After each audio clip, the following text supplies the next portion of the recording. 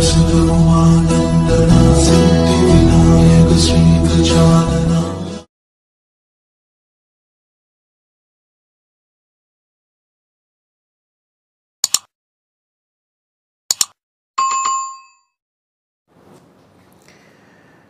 मन के हारे हार है और मन के जीते जीत है।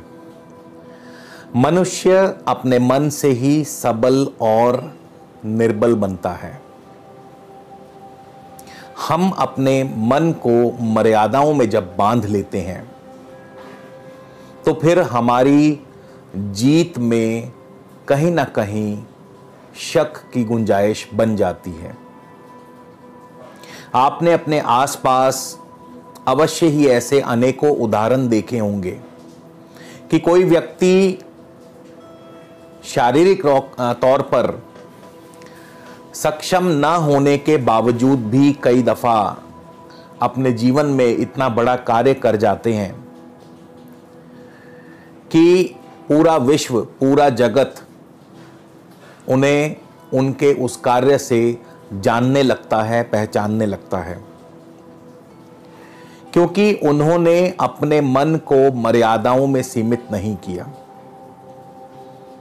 मन से भी आगे उन्होंने ऊंची उड़ान भरी। कोई व्यक्ति कितना भी शारीरिक तौर पर चाहे अक्षम क्यों ना हो, लेकिन अगर उसने अपने मन को मर्यादाओं में नहीं बांधा तो वो आकाश में ऊंची उड़ान भर सकता है। और यही उस व्यक्ति से सीख लेने की बात होगी,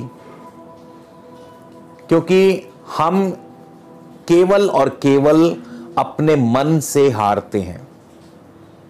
कोई बाहर से हमें नहीं हरा सकता। यदि हमने मन से हार मान ली तो फिर हमें कोई जिता भी नहीं सकता। स्वागत है दोस्तों एक बार फिर से आप सबका आपके अपने चैनल स्काई स्पीक्स पर। आज मीन राशि एवं मीन लगन के बारे में बात करेंगे कि आगामी अगस्त का महीना मीन राशि एवं मीन लगन के जातकों के लिए कैसा रहेगा। वीडियो को दो हिस्सों में बनाया जाएगा। प्रथम हिस्सा मीन राशि पर आधारित होगा, यानी जन्म समय चंद्रमा जिनकी मीन राशि में था या जिनकी नाम राशि मीन है उनके लिए, और वीडियो का दूसरा व अंतिम हिस्सा मीन लगन के जातकों के लिए आधारित होगा। और साथ ही साथ इस वीडियो के अंत में विशेष उपाय के बारे में भी आपको बताया जाएगा। तो यदि आप इसके अलावा मुझसे किसी भी प्रकार का निजी ज्योतिषीय परामर्श लेना चाहते हैं तो उसके लिए दोस्तों स्क्रीन पर मेरा व्हाट्सएप नंबर दिया गया है। आपसे नम्र निवेदन है, कृपया डायरेक्ट कॉल करने से पहले इस नंबर पर मैसेज भेज करके व्हाट्सएप के ज़रिए परामर्श शुल्क की जानकारी ले लीजिए, और यदि आपको उचित लगे तो आप अपना अपॉइंटमेंट बुक करवा सकते हैं।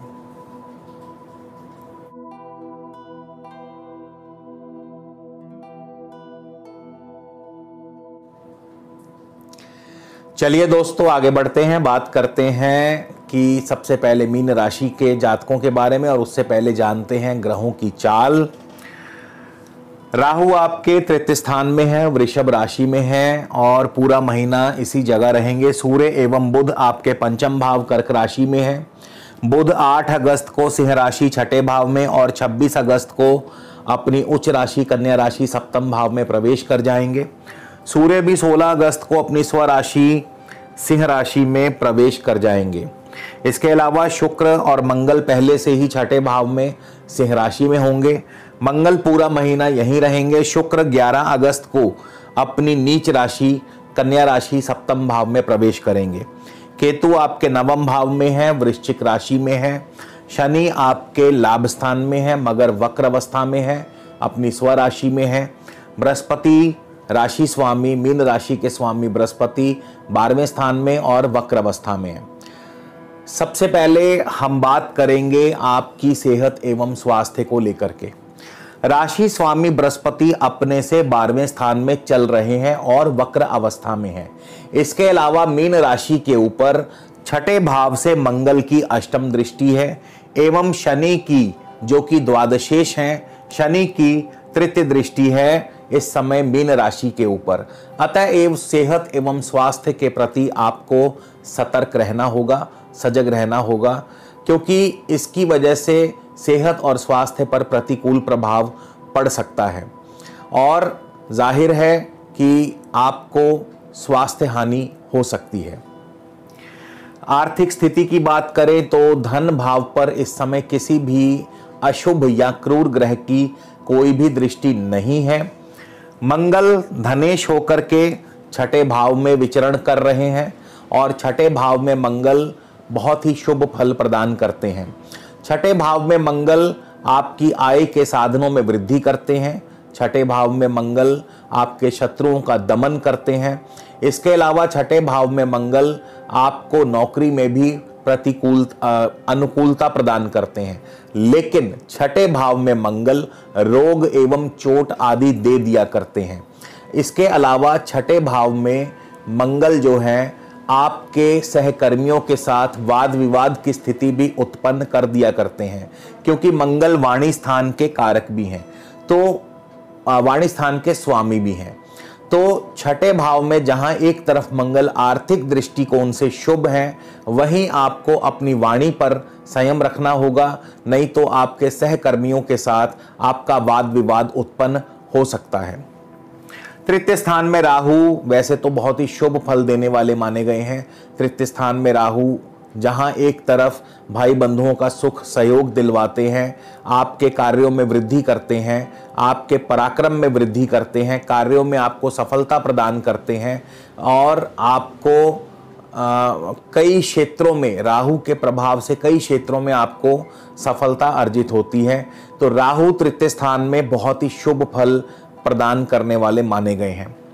शिक्षा की बात करें तो चतुर्थ भाव के स्वामी बुध हैं। बुध आपके पंचम भाव में चल रहे हैं, कर्क राशि में। पंचम भाव में बुध बहुत ज्यादा शुभ फल नहीं दे पाते। इसके बाद बुध 8 अगस्त को छठे भाव में चले जाएंगे और 26 अगस्त को अपनी स्वराशि उच्च राशि कन्या राशि में चले जाएंगे। छठे भाव में यानी 8 अगस्त के बाद से बुध फिर भी शुभ प्रभाव देने लगते हैं।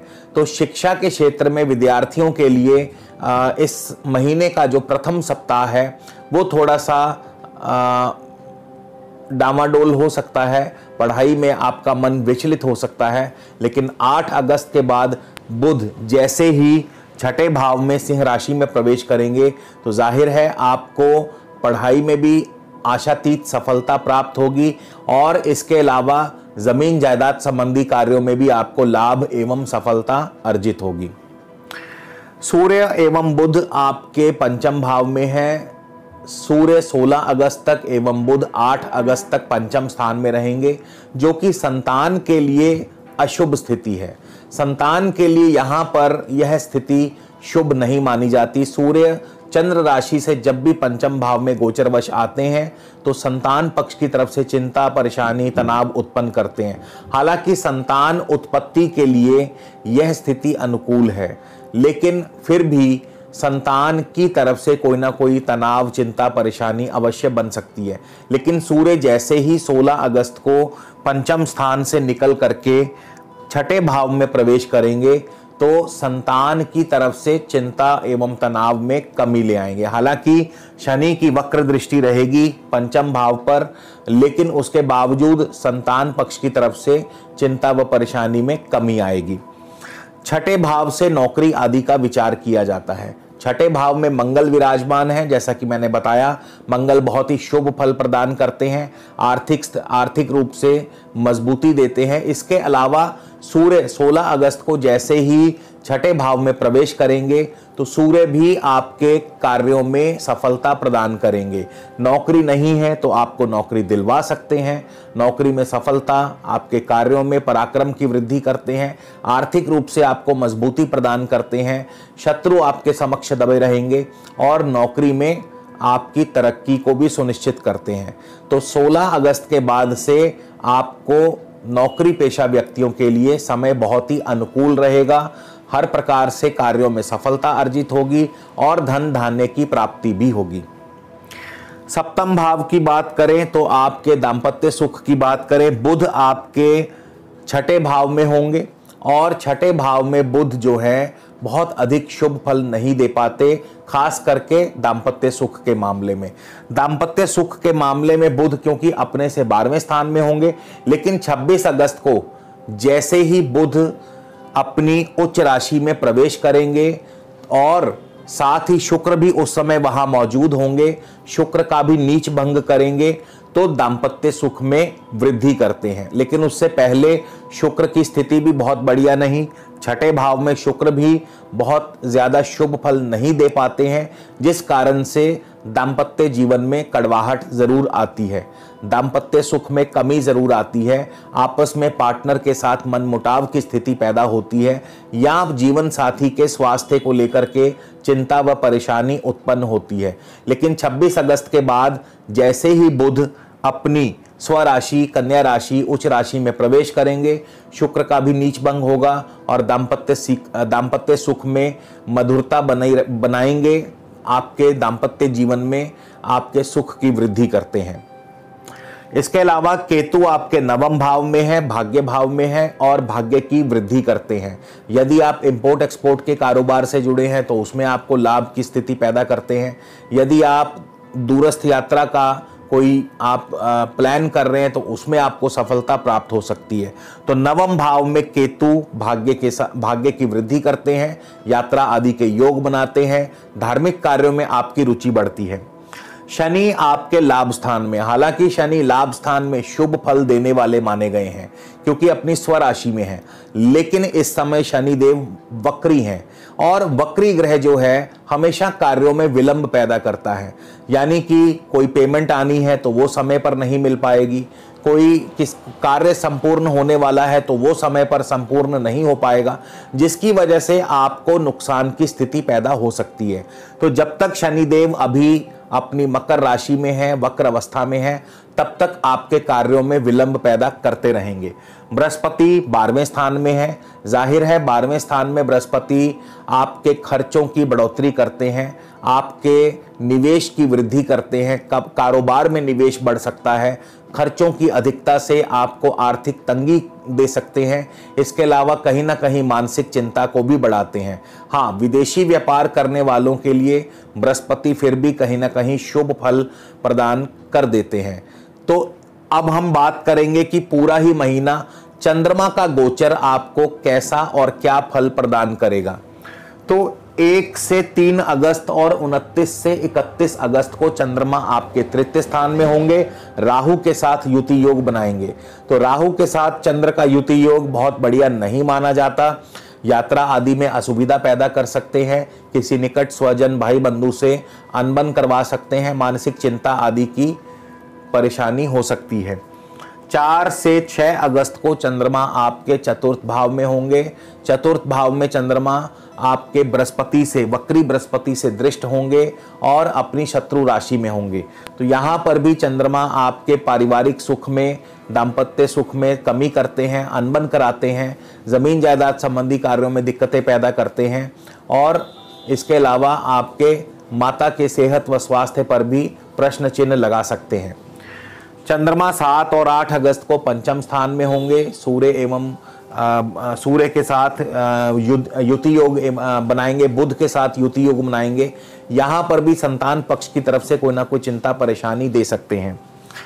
9 से 11 अगस्त को चंद्रमा आपके छठे भाव में होंगे, आपको आर्थिक मजबूती प्रदान करेंगे और आपको बहुत ही नौकरी में आपके लिए अनुकूलता पैदा करेंगे। साथ ही साथ आपके कोई ना कोई धन की आपकी जो परेशानी है उसको दूर कर सकते हैं, ऋण की सुविधा आपको प्राप्त करा सकते हैं, नौकरी में आपको इंक्रीमेंट मिल सकता है या उस दिन अच्छा कमीशन आपका बन सकता है। तो चंद्रमा यहाँ पर आपकी धन वृद्धि जरूर करेंगे।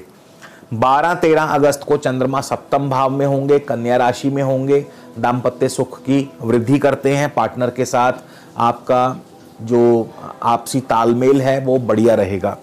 14-15 अगस्त को चंद्रमा आपके अष्टम स्थान में होंगे, वक्री शनि एवं बृहस्पति से दृष्ट होंगे, तो स्वास्थ्य हानि, धन हानि के योग बनाते हैं, इस दिन आपको सावधान रहना होगा। 16-17 अगस्त को चंद्रमा आपके नवम स्थान में केतु के साथ होंगे, ग्रहण योग की स्थिति पैदा करते हैं, तो इंपोर्ट एक्सपोर्ट के कारोबार में नुकसान या यात्रा आदि हो सके तो टाल दीजिएगा। 18-19 को चंद्रमा दशम भाव में होंगे, कारोबार में तरक्की, नौकरी में तरक्की, हर प्रकार से मान प्रतिष्ठा की वृद्धि करते हैं। 20-21 को चंद्रमा आपके लाभ स्थान में शनि के साथ युति योग बनाएंगे। कोई ना कोई पेमेंट या पैसे के लेन देन में सावधानी रखिएगा।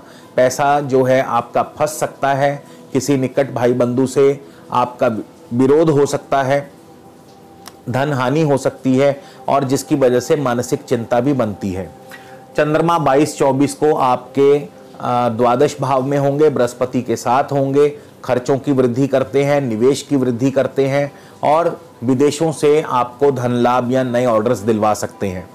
25-26 को चंद्रमा आपकी राशि मीन राशि में होंगे, शनि और मंगल से दृष्ट भी होंगे, तो सेहत व स्वास्थ्य का ध्यान रखने की आवश्यकता है।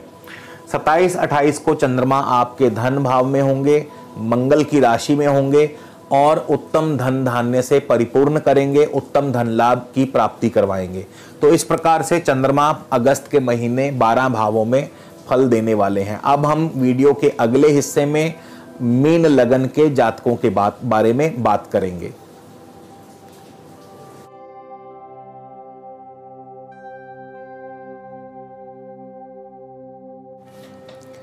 तो चलिए दोस्तों, बात करते हैं मीन लगन के बारे में।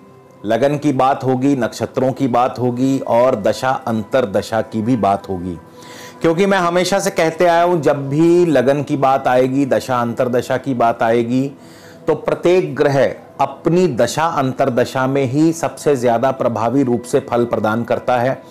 और अगर आपको अपनी दशा अंतर दशा का ज्ञान है तो ये और भी अच्छी बात है, क्योंकि आप फिर इस फलादेश को और भी बेहतर तरीके से समझ पाएंगे। इसके अलावा दोस्तों, यदि आप मुझसे किसी भी प्रकार का निजी ज्योतिषीय परामर्श लेना चाहते हैं तो स्क्रीन पर मेरा व्हाट्सएप नंबर दिया है।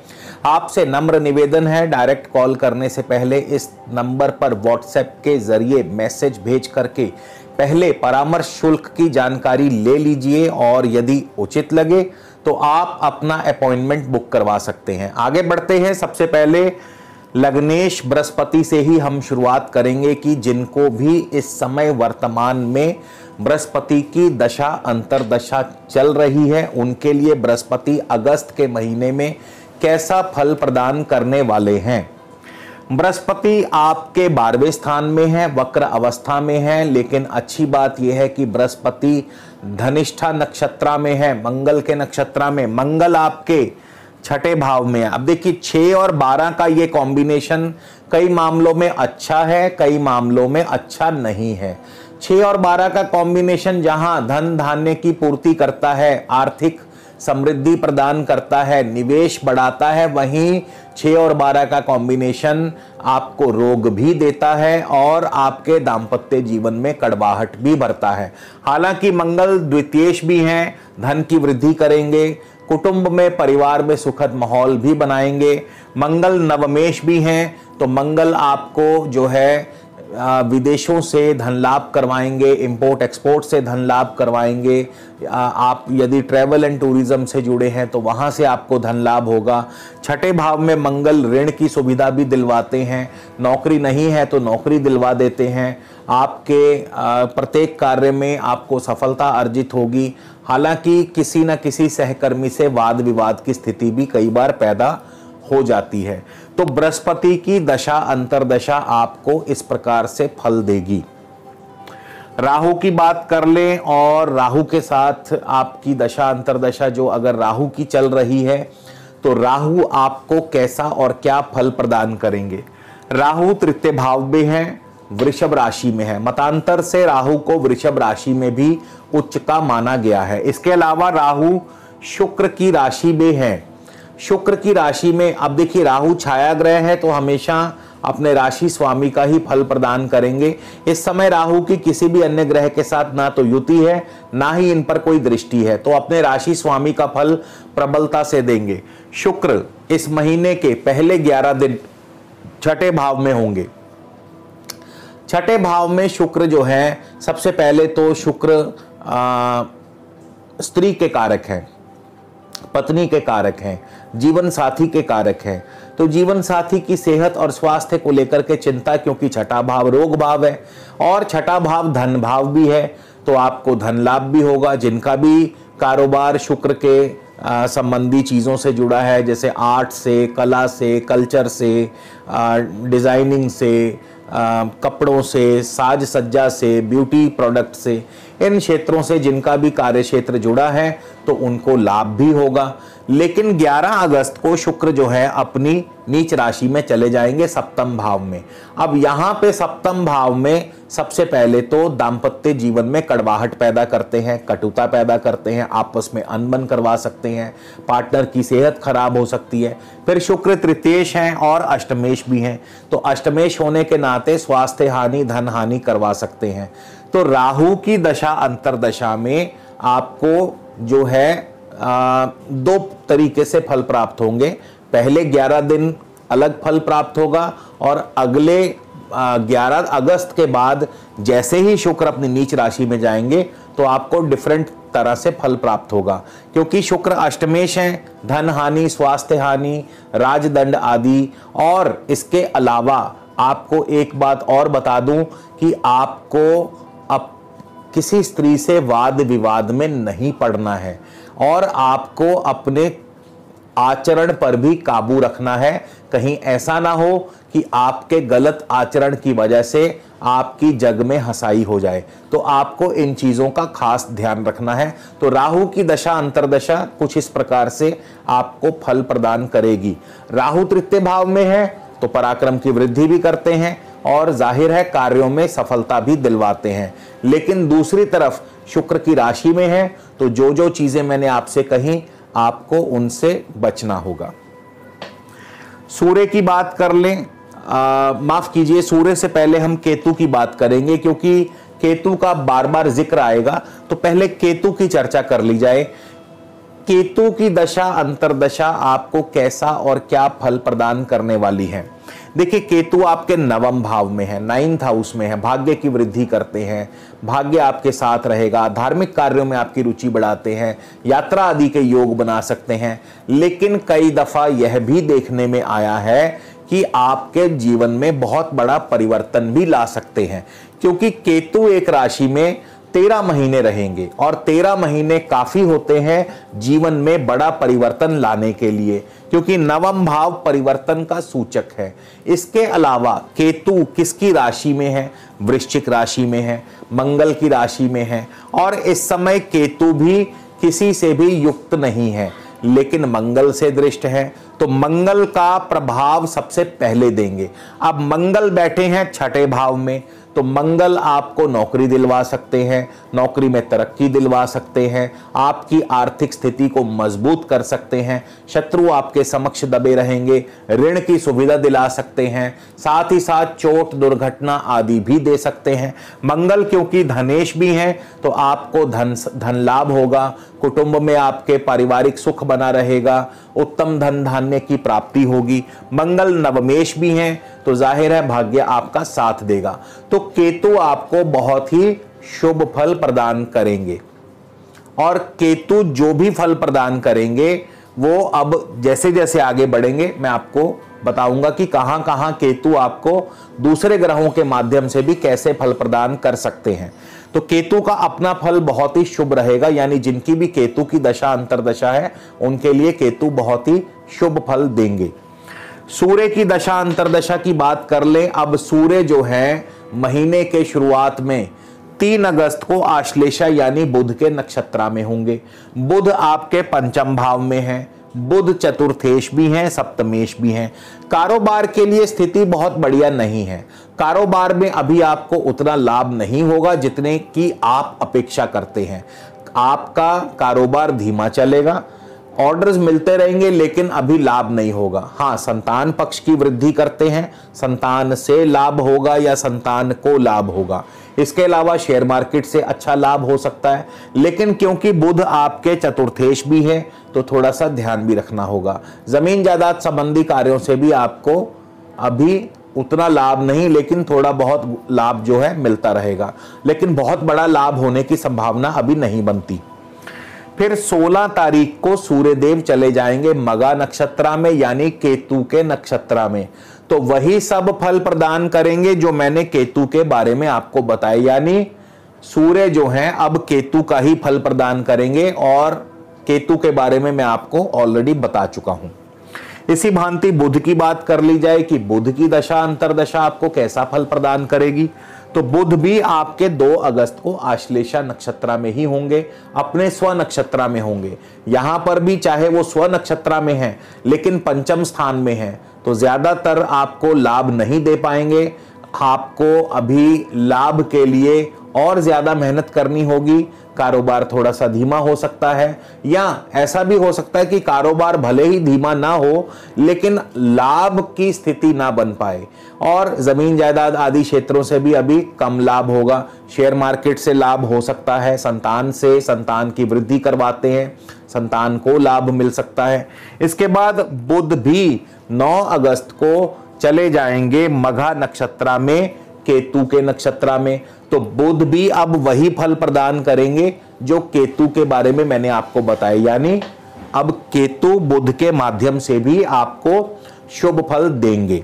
इसके बाद 16 तारीख को बुध चले जाएंगे पूर्वा फाल्गुनी यानी शुक्र के नक्षत्र में। शुक्र अष्टमेश होकर के सप्तम भाव में बैठे हैं और अपनी नीच राशि में बैठे हैं। तो दाम्पत्य जीवन के लिए यह स्थिति बढ़िया नहीं। भले ही शुक्र यहाँ पे अपने काल पुरुष कुंडली के अनुसार अपने शुभ भाव में हो, मित्र राशि में हो, लेकिन क्योंकि शुक्र अष्टमेश हैं और अपनी नीच राशि में है तो अभी आपको शुभ फल नहीं दे पाएंगे। किसी स्त्री से वाद विवाद से दूर रहिएगा और अपने आचरण पर काबू रखिएगा। इसके अलावा दाम्पत्य जीवन में भी कहीं ना कहीं कड़वाहट दे सकते हैं। 24 तारीख को बुध चले जाएंगे उत्तरा फाल्गुनी यानी सूर्य के नक्षत्र में, और सूर्य उस समय तक अपनी स्वराशि छठे भाव में पधार चुके होंगे।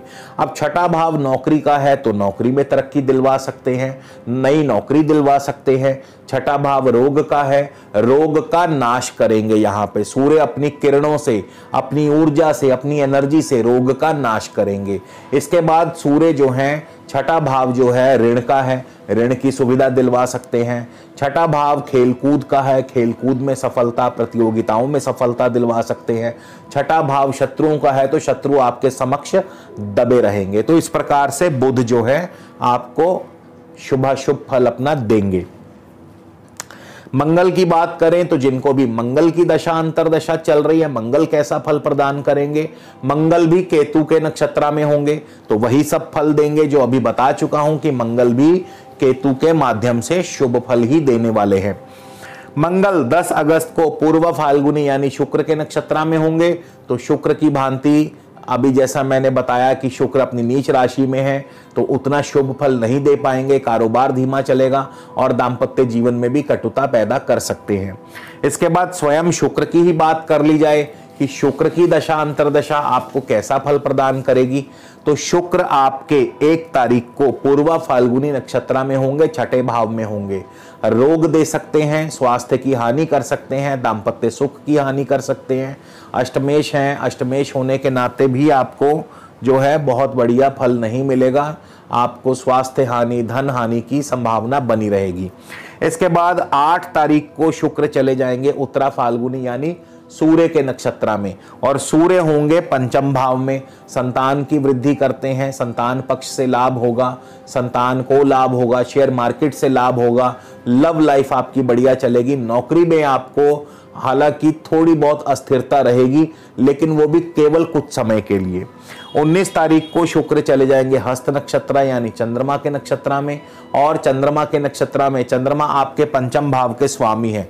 तो अगर आपकी कुंडली में चंद्रमा की बहुत ही शुभ स्थिति है तो फिर आपको शुभ फल प्रदान करेंगे, संतान की वृद्धि होगी, शेयर मार्केट से लाभ होगा, लव लाइफ बढ़िया चलेगी। और यदि चंद्रमा आपकी अपनी कुंडली में शुभ नहीं है तो फिर आपको उतना बढ़िया फल नहीं दे पाएंगे। और चंद्रमा की दशा अंतरदशा भी ऐसे ही फल देगी। अगर चंद्रमा शुभ है तो शुभ फल, अन्यथा आपको कारोबार में नुकसान की स्थिति बना सकते हैं। इसके अलावा शनि की बात कर ले, शनि की दशा अंतरदशा आपको कैसा फल देने वाली है। देखिए शनि आपके लाभ स्थान में है, अपनी स्वराशि में है, किंतु शनि वक्र अवस्था में है और शनि भी चंद्रमा के ही नक्षत्र में है और चंद्रमा पंचमेश है। तो यहाँ पर शनि की दशा अंतरदशा कारोबार के लिए, धन के लिए बहुत बढ़िया नहीं है, बहुत ज़्यादा अच्छी नहीं है। तो शनि अभी आपकी परीक्षा लेंगे, आपको अब अपने कार्यों में, अपने एफर्ट्स में डबल जान डालनी होगी, तभी शनिदेव आपको कुछ ना कुछ शुभ फल दे पाएंगे। अन्यथा शनि अभी अक्टूबर माह तक वक्र अवस्था में रहेंगे और चंद्रमा के ही नक्षत्र में रहेंगे। तो अभी शनि की तरफ से कोई सहायता आपको नहीं मिल पाएगी। अब हम बात करेंगे विशेष उपाय की।